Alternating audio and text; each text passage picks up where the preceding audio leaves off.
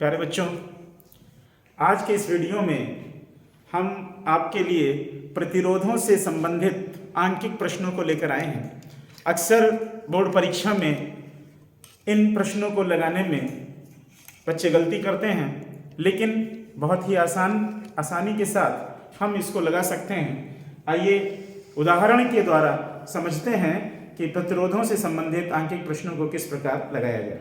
हालांकि आप जानते हैं कि प्रतिरोधों को दो तरीके से संयोजित किया जा सकता है, एक तो श्रेणी क्रम और दूसरा समांतर क्रम। दोनों के सूत्रों को भली भांति याद करने की आवश्यकता है और उसके बाद ही आपको आंकिक प्रश्न समझ में आने शुरू हो जाएंगे। आइए देखते हैं उदाहरण के जरिए। आपकी स्क्रीन पर एक प्रश्न दिखाई दे रहा है जिसमें बिंदु A व B के बीच में 4 प्रतिरोध किस प्रकार से जुड़े हुए हैं, इनको समझते हैं। 1 ओम, 2 ओम, 3 ओम के प्रतिरोध चूंकि एक ही तार से या एक ही रेखा पर आपको दिखाई दे रहे हैं, इसलिए इन प्रतिरोधों को हम श्रेणी क्रम में मानते हैं। 1 ओम, 2 ओम और 3 ओम के प्रतिरोधों को हम श्रेणी क्रम में मानते हैं। बिंदु A और बिंदु B के बीच में 2 रेखाएं आपको यहां से दिखाई दे रही हैं। आपको जब समांतर क्रम के बारे में व्यंजक निर्मित कराया गया था तो आपने देखा था कि जब 2 बिंदुओं के बीच में समांतर रूप से 2 रेखाएं हैं तो वो प्रतिरोध समांतर क्रम में माने जाते हैं। इसका अर्थ ये हुआ कि अगर इनको हम श्रेणी क्रम में मान लें तो इनका तुल्य प्रतिरोध और ऊपर 3 ओम का जो प्रतिरोध है ये आपस में समांतर क्रम में माने जाएंगे। तो यानी दोनों स्वरूप इसमें हैं। क्या? पहला है 1 ओम, 2 ओम तथा 3 ओम के प्रतिरोध श्रेणी क्रम में, ठीक है ना, श्रेणी क्रम में हैं।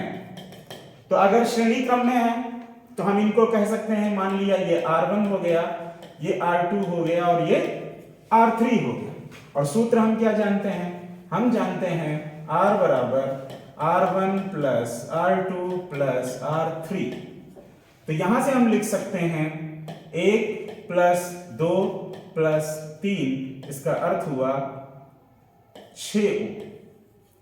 यानी जो श्रेणी क्रम के प्रतिरोध हैं इनका तुल्य प्रतिरोध 6 ओम आता है। अब गौर करिए, अगर इनके स्थान पर हम केवल 6 ओम लिख दें तो ये 6 ओम का प्रतिरोध और 3 ओम का प्रतिरोध ये दोनों समांतर क्रम में माने जाएंगे। यानी सेकेंड पार्ट क्या हो गया कि 6 ओम तथा 3 ओम के प्रतिरोध समांतर क्रम में हैं,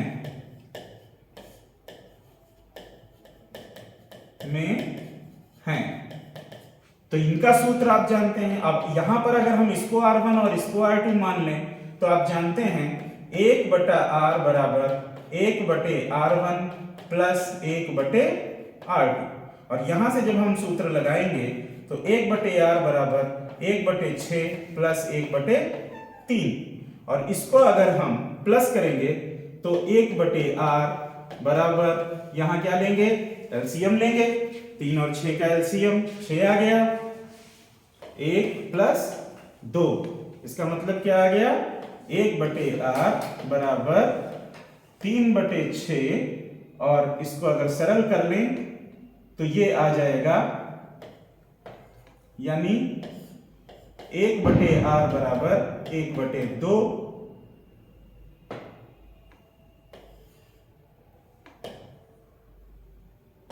1/2 और R बराबर हो जाएगा 2 ओम। तो आप देख रहे हैं कि इस A और B के बीच में जो 4 प्रतिरोध जुड़े हैं, इन चारों प्रतिरोधों का तुल्य प्रतिरोध आ गया 2। कितना आ गया? 2 ओम। तो इस प्रकार से हम श्रेणी क्रम और समांतर क्रम के दोनों सूत्रों को लगाते हैं और आसानी के साथ इसको हल कर लेते हैं। आइए देखते हैं अगले प्रश्न को।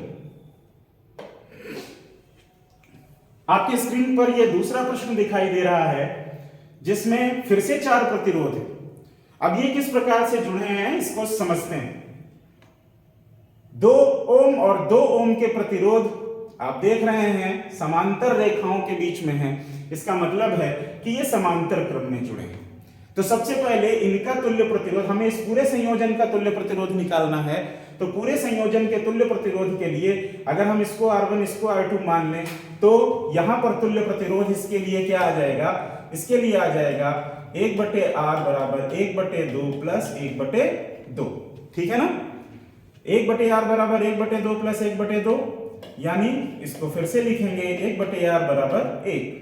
ये बता रहा है कि R बराबर 1 ओम, यानी ये पूरा प्रतिरोध जो है वो 1 ओम का आ गया। अब आप गौर करिए, इस 1 ओम के साथ में ये एक ही रेखा में है और ये भी एक ही रेखा में, तो तीनों प्रतिरोध एक रेखा में हैं। ये 3 प्रतिरोध यानी 1 ओम, 1 ओम तथा 1 ओम, ये तीनों प्रतिरोध, एक ये और ये तीनों प्रतिरोध एक रेखा में हैं। तो इसका मतलब है इनको हम श्रेणी क्रम में कहेंगे। किसमें कहेंगे?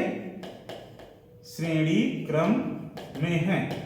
तो आसानी से हम जोड़ सकते हैं तीनों प्रतिरोधों को, आप जानते हैं जोड़ना पड़ेगा। तो इनका तुल्य प्रतिरोध हमारा जो निकल करके आ जाएगा 1 + 1 + 1 बराबर 3 ओम। तो इस प्रकार से 3 ओम का इसमें तुल्य प्रतिरोध आ गया इस संयोजन में। अब यहां पे देख रहे हैं कि बैटरी इसको कितना वोल्टेज दे रही है, इसको विभव दे रही है 3 वोल्ट। ठीक है ना, 3 वोल्ट का विभव दे रही है और 3 ओम प्रतिरोध है। तो धारा ओम के नियम से निकाल लेंगे। हम जानते हैं V/I बराबर R। यहां से अगर हम I का मान निकालें तो क्या होगा, V/R। V हम जानते हैं 3 वोल्ट और R का मान 3 ओम। इसका मतलब है कि धारा जो निकल करके आई वो कितनी आ गई, 1 एम्पियर। तो इस प्रकार से विद्युत धारा की गणना हम कर सकते हैं। आइए देखते हैं एक अन्य प्रश्न में।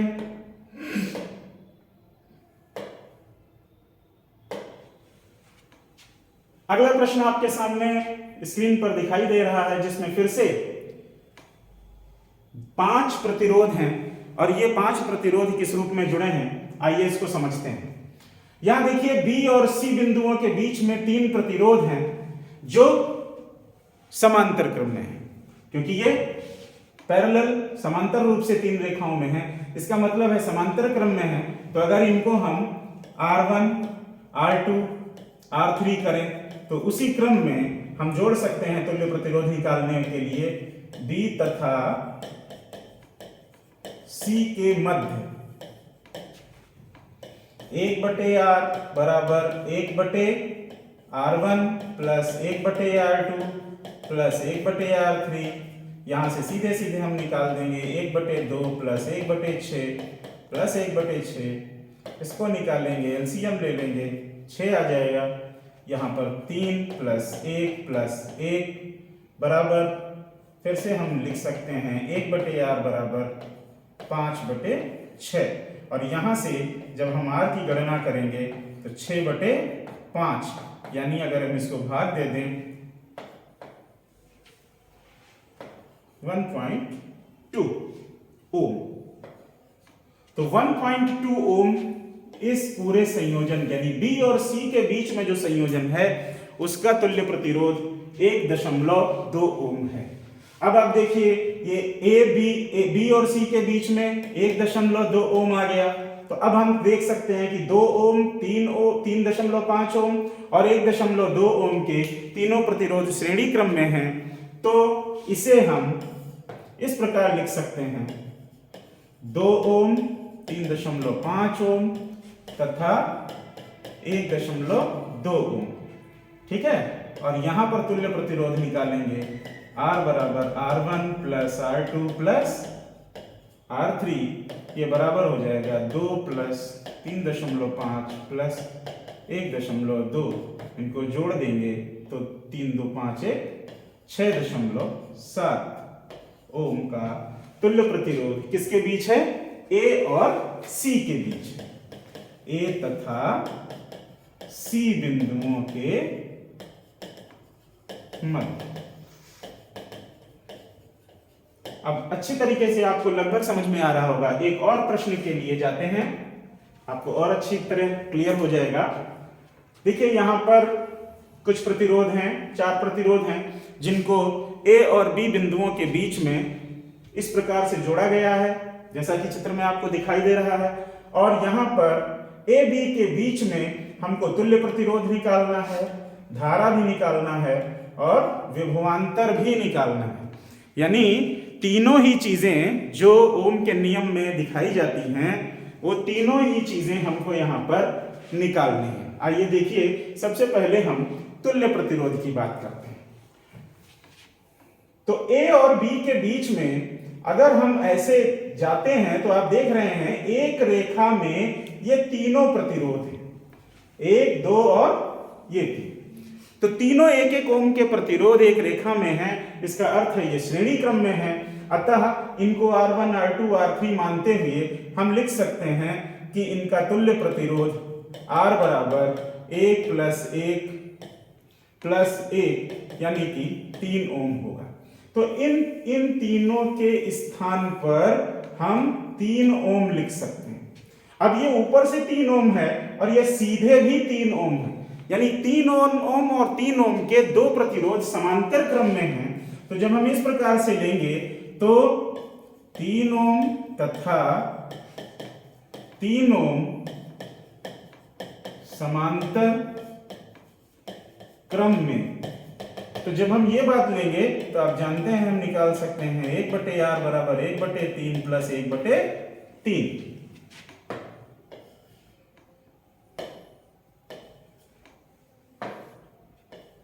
एक बटे 3 और यहां से जुड़ेगा तो ये आ जाएगा 2/3 और R की वैल्यू निकालेंगे तो ये हो जाएगी 3/2 अर्थात 1.5। तो ये पहला हो गया, तुल्य प्रतिरोध निकल गया कितना, 1.5 ओम यानी 1.5 ओम। उसके बाद विभवांतर। अब देखिए इस बैटरी से इसको विभव दिया जा रहा है 1.5 वोल्ट का, 1.5 ओम का विभव दिया जा रहा है।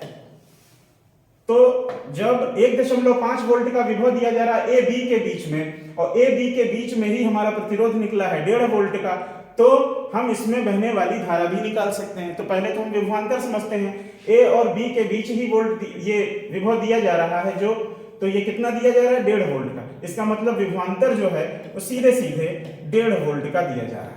तो 1.5 वोल्ट का विभवांतर है, प्रतिरोध भी हमारा 1.5 ओम आया, और इसलिए हम विद्युत धारा की गणना फिर ओम के नियम से कर लेंगे। V/I बराबर R, यानी I बराबर V/R, और यहां से I बराबर निकलेगा 1.5/1.5 यानी कि 1 एम्पियर। तो मेरे ख्याल से 4 उदाहरणों के बाद आपको ये बात अच्छी तरह समझ में आ गई होगी कि समांतर क्रम और श्रेणी क्रम से संबंधित प्रतिरोधों को किस प्रकार से हम हल करेंगे। इनको अच्छी तरीके से जहां भी आपको प्रश्न दिखाई पड़ते हैं आप उनको हल करिए और कमेंट बॉक्स में लिखकर जरूर भेजिए। अगर आपको समझ में नहीं आया या कोई भी आपको समस्या है, हम इसी तरीके से विभिन्न अंकीय प्रश्नों को लेकर आपके सामने हाजिर होते रहेंगे। तब तक के लिए धन्यवाद।